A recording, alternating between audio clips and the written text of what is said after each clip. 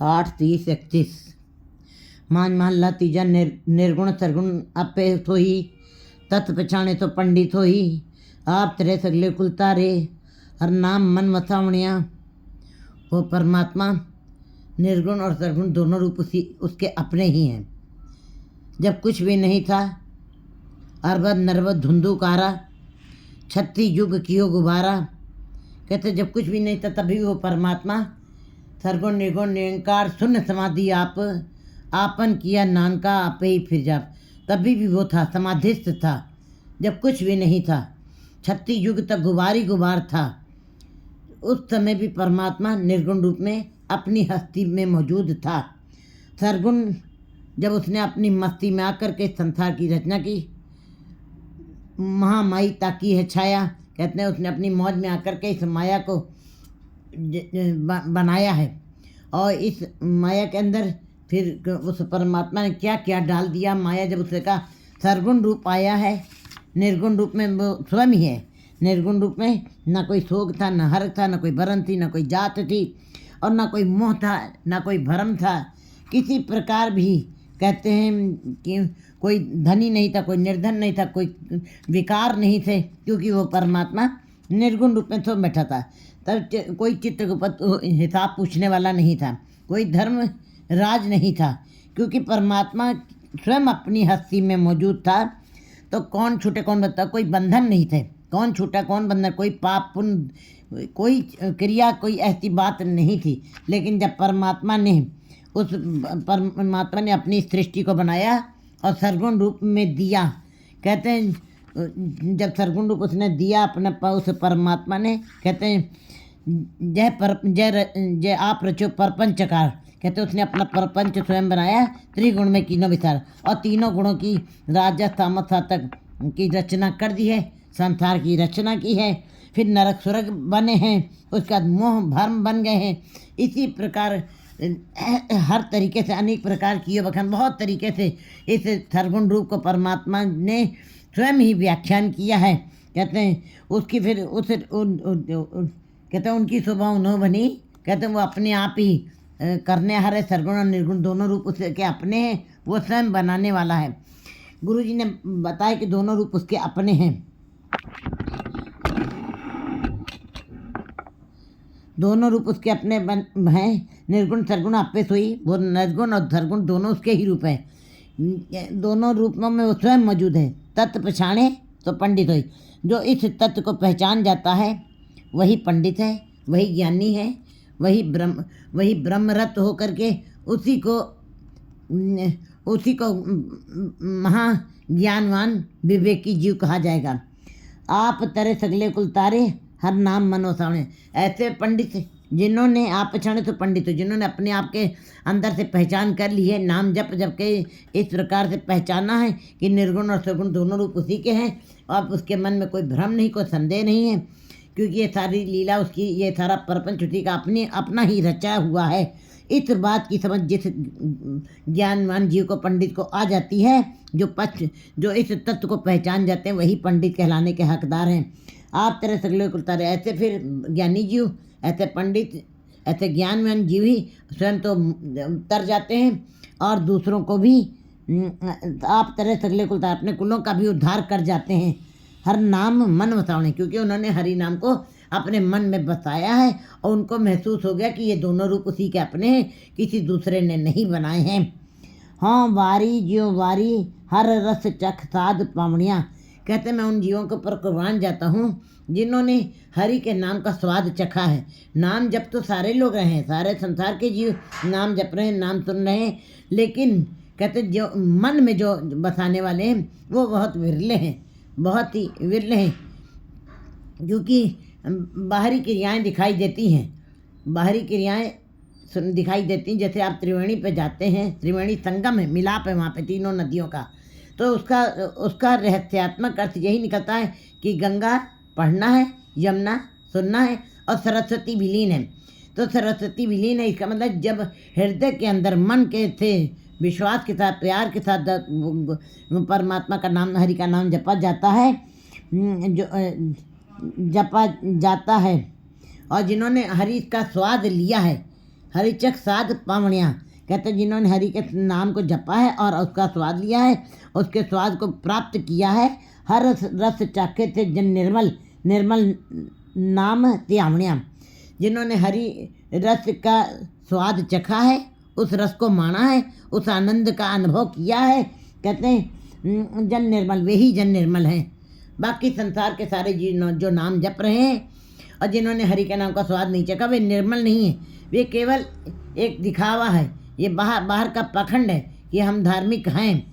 कहते कोई कपड़े पहनने से या कोई बाहरी क्रिया करने से, धार्मिक क्रियाओं को करने से कोई धार्मिक नहीं बन जाता है, कोई ज्ञानवान नहीं बन जाता, या हरि के स्वाद को चखने में समर्थ नहीं हो जाता है।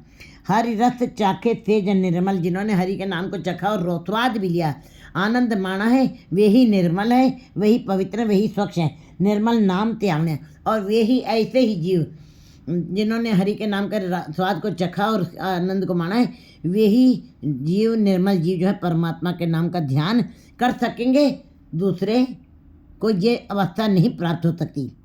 राहो सो निकर्मी जो शब्द विचारे, जो शब्द का विचार करते, गुरु के शब्द के साथ जुड़ते हैं और उसी का विचार करते, उसी को अपने मन में दृढ़ करते हैं, वे निष्काम भाव से फिर भक्ति करते हैं।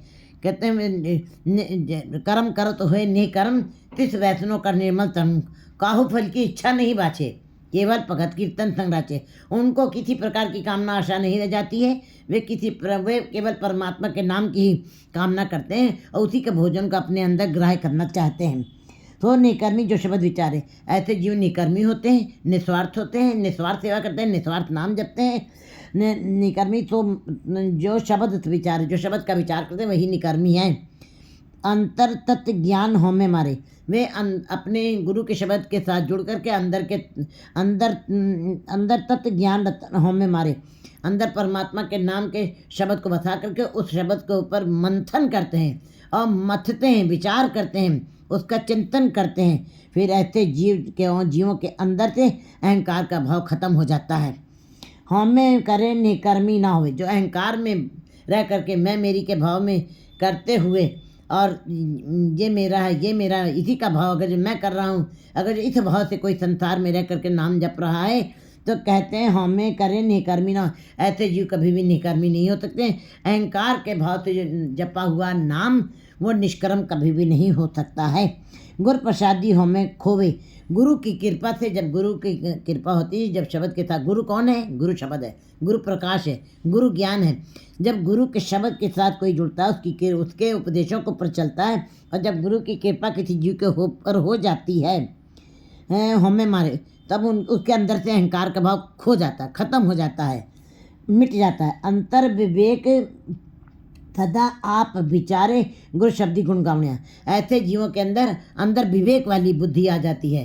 कहते हैं एक प्रतिभाशाली, जिसको कहते हैं हम लोग कि ये बड़े बुद्धिजीवी हैं, ये बड़े प्रतिभाशाली हैं, ये सांसारिक विद्या को प्राप्त करके वे प्रतिभाशाली बने हैं। लेकिन जो गुरु के शब्द के साथ जो विद्या, धर्म की विद्या को ग्रहण करते हैं, उनको विवेकी कहा जाता है। और ऐसे कहते हैं अंतर विवेक सदा आप विचारे, जिनके अंदर गुरु का शब्द बस गया है, जिन्होंने प्यार से, श्रद्धा से, विश्वास से उसको कमाया, निष्कर्म भाव से कमाया है, और उनके हृदय के अंदर विवेक वाला भाव बना रहता है, वे विवेकी बन जाते हैं, वे त्रिलोकी बन जाते हैं। उनके अंदर के उनको सब तरफ का, सारे लोगों का ज्ञान उन्हें हो जाता है। अंतर विवेक सदा आप विचारे, और अपने आप की का ही विचार करते हैं, अपने मैं मेरी के विचार अपने अंदर को झांकते हैं। क्योंकि हर जीव दूसरों को देखता है, दूसरों के अंदर का गुणों का विचार करता है, अपने अंदर कोई झांकी नहीं मारता, अपने अंदर कोई भी निगाह नहीं लगाता कि हमारे अंदर कौन से विकार पड़े हैं। लेकिन जो विवेकी जीव हैं, जो निष्कर्मी हैं, जो शब्द के साथ जुड़ करके उस ईश्वर के नाम को जपते हैं, जिन्होंने अपने अहंकार को खत्म कर दिया है शब्द के साथ मिल करके, अंतर विवेक सदा आप विचारे, वे विवेक ज्ञान के साथ अपने अंदर सदा ही विचार करते हैं, मंथन करते हैं। विचार गुरु शब्दी गुण गावणिया, और फिर गुरु के शब्द के साथ जुड़ करके परमात्मा के गुणों का गान करते हैं, सिफत तलाश करते हैं। हर सर सागर निर्मल सोई, कहते हैं वैसे तो सरोवर बहुत सारे हैं संसार में, लेकिन सारे सरोवर निर्मल नहीं कहलाएंगे, क्योंकि सरोवरों में मैल है। गुरु जी बता रहे हैं जितने भी, इसीलिए गुरु जी ने जहाँ जहाँ गुरुद्वारे बनाए, जहाँ जहाँ नाम का सरोवर बनाया, वहाँ वहाँ पानी के भी सरोवर बनाए। वाणी और पानी दोनों का सुमेल कर दिया है। जहाँ पे वाणी जपी जा रही है, वहाँ का जो पानी जो सरोवर में पड़ा है वह भी अमृत बन जाता है। गुरु जी बता रहे हैं कि हर सर सागर निर्मल सोई, हरि के नाम के सरोवर में जो डुबकी लगाते हैं, हरि के गुरु के शब्द रूपी सरोवर में जो स्नान करते हैं, सागर में स्नान करते हैं, सागर निर्मल सोई, वे ही जीव निर्मल होते हैं। बाकी कोई पवित्र नहीं हो पाता, बाकी कोई निर्मल नहीं, बाकी कोई स्वच्छ नहीं है। बाहरी पहनावे पहनने से कोई निर्मल नहीं कहला सकता। जिहो निर्मल बाहरों निर्मल, बाहरों निर्मल जिहो ता निर्मल, दोनों तरह से निर्मलता, यानी कि ऊपर से आप वाणी पढ़ते रहिए और अंदर से उस सरोवर में स्नान करते रहिए, तो क्योंकि तुच्छ होवे तो सच पाइए। निर्मलताई बाहर की भी बड़ी जरूरी है, स्वच्छता जरूरी है, लेकिन बाहर की स्वच्छता में ही केवल हम हरदम रमे रहें, तीर्थ स्थानों में डुबकी लगाते हैं और उस गुरु के शब्द के साथ जुड़ के परमात्मा का नाम न जपा जाए, तब जीव को उस स्नान का कोई प्रतिफल नहीं मिलता है। इसीलिए गुरु जी स्नान करें सदा दिन राति। जो गुरु हर सर सागर, जो हरि के सर नाम के सरोवर में सागर के अंदर जो डुबकी लगाते हैं, निर्मल तो वे ही निर्मल है। संत चुगे नित गुरमुख हुई, संत जन इस सरोवर में, जैसे कि हंस जो है मान सरोवर का कभी साथ नहीं छोड़ता है। हंस और बगला दोनों ही सफ़ेद हैं। वैसे आप पहचान नहीं कर पाएंगे कि हंस और बगले में क्या अंतर है, लेकिन हंस और बगले की पहचान करने के लिए पहली बात है, हंस जो है कभी सरोवर का साथ नहीं छोड़ता, वो सदा मोती ही चुगता है, वो कभी मैला नहीं खाता, वो दूध और पानी को अलग कर देता है और अंत समय उसको अपनी मौत पता चल जाती है। वो अलग सा विरह का एक गीत गाता हुआ लोगों को बता के जाता है, संसार के जीवों को, कि मुझको अपनी मौत भी पता चल गई है। हंस माने संत जन, और बगला चाहे जितनी भी, वो हंस उड़ जाता है बड़ी तेजी से, सरोवर एक किनारे से दूसरे किनारे में चला जाता है, लेकिन बगले के पास भी पंख है, बगले के पास भी सफ़ेद शरीर है, लेकिन बगले की पहचान क्या है? बगला दूध और पानी को अलग नहीं कर सकता। बगला कभी भी मानसरोवर में डुबकी नहीं लगाए, ना उसके अंदर से मोती चुगेगा, वो डड्डा पालन गया, वो तो सदा मैला ही चुगदा है। हाँ, और बगला भी उड़ना चाहता है, कहते हैं, लेकिन उसके पंख थोड़ी देर के बाद ही, वो पंख है भारी, वो थोड़ा ही ऊंचा उड़ता है और नीचे गिर जाए। इसका मतलब बगला भी गुरमुख जीव बनना चाहता, बगला माने मनमुख जीव और हंस माने गुरमुख जीव। बगले वाले मायावी जीव भी गुरमुख बनना चाहते हैं, लेकिन किस प्रकार बन सकते हैं? दोनों का रूप एक दिखाई देता है, लेकिन अंतर बहुत है। गुरु जी उसी बात को विवरण करें, संत चुगे नित गुरमुख होई। संत जन जो है मानसरोवर, गुरु शब्द रूपी मानसरोवर में डुबकी लगाते हैं और उसी सागर में स्नान करते हैं, निर्मल हो जाते हैं, और पर गुरु के शब्द रूपी हीरे मोतियों को चुगते हैं, नित गुरमुख होई, और सदा ही वो गुरमुख ही बने रहते हैं, सदा ही गुरु की तरफ उन्मुख रहते हैं। कभी वो मानसरोवर, गुरु रूपी मानसरोवर का साथ नहीं छोड़ते हैं। स्नान करे सदा दिन राति होम में मैल चुकावनियाँ। वे गुरु शब्द रूपी मानसरोवर में रोज रोज स्नान करते हैं, नित्य नित्य स्नान करते रहते हैं। आत्मिक स्नान जिसको कहते हैं, आत्मिक स्नान करते हैं सदा दिन राति, रात दिन उसी के अंदर एक मिक रहते हैं, हमें मैल चुकाना। और इस प्रकार उनका ये स्नान करने से सारे अहंकार की मैल धुल जाती है। बाहर के सरोवर में स्नान करने से शरीर की मैल उतरती है, लेकिन अंदर की मैल कभी बाहर के सरोवर से स्नान करने से नहीं उतर सकती है। इसी प्रकार गुरु जी बता रहे, निर्मल हंता प्रेम प्यार, निर्मल हंता प्रेम प्यार, हर सर बते हमें मार, ऐन से प्रीत शब्द साचे, हर सर बाता पावणिया। निर्मल हंता प्रेम प्यार, भगत जन हंस की संज्ञा उनको दी गई है, संतों को हंस के साथ तुलना की गई है। कहते हैं वो जो जीव गुरु के शब्द के साथ निर्मल हो चुके, गुरु शब्द रूपी सरोवर में डुबकी लगा करके, सागर में डुबकी लगाए निर्मल हो गए हैं, ऐसे संत जन जो हंस का रूप हैं, प्रेम प्यार, उनको केवल अपने नाम रूपी सरोवर से प्यार है, सदा ही गुरु शब्द रूपी सरोवर से उन्हें प्यार है, हंता प्रेम प्यार। क्योंकि संत जन हंस के तुल्यता उनके साथ की गई है। हर सर बसे हमें मार, और वे हरि रूपी सरोवर में सदा ही उसका साथ नहीं छोड़ते हैं, अपने मैं मेरी के भाव को ख़त्म कर देते हैं। क्योंकि बाहर के स्नान करने से शरीर की मैल उतरती है, और हरि शब्द रूपी सरोवर में स्नान करने से अंदर विकारों की मैल उतर जाती है। और कहते हैं जीव मलिन है। अहंकार के भाव जब तक जीव के अंदर बना रहता है, कहते हैं हमें दीर्घ रोग दारू पीतमा, हमें ऐसा रोग है जब प्रीतम से मिलाप नहीं होने देता है। तो गुरु जी बता रहे कि हर सर बसे हमें मार, हरि के नाम रूपी सरोवर में बसते हुए संत जन जो हैं अपने मैं मेरी के भाव को मार देते हैं, मैल को उतार देते हैं। ऐन से प्रीत शब्द साचे हर सर वास्ता पावणिया, वो रात दिन शब्द के साथ उनकी प्रीत बनी रहती है। ये नहीं कि केवल एक घड़ी आधी घड़ी, नहीं, वो हर समय एक एक श्वास श्वास उस शब्द में ही प्रीत लगाते हैं।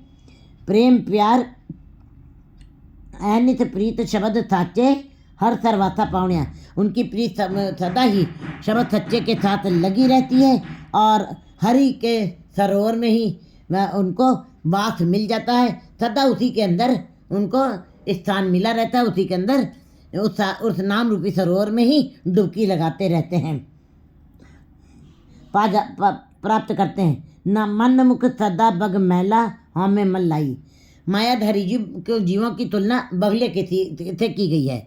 मायाधारी जीव भी सोचते हैं कि हम गुरुमुख बन जाएं, लेकिन उसके साथ कितनी कड़ी मेहनत है, कितनी तपस्या है, कितना जप करना, कितना कठिन काम है ये मायाधारी जीवों को पता नहीं चलता है। मनमुख सदा बग मैला, मायाधारी जीव बगले के समान बिल्कुल मैले ही रहते हैं।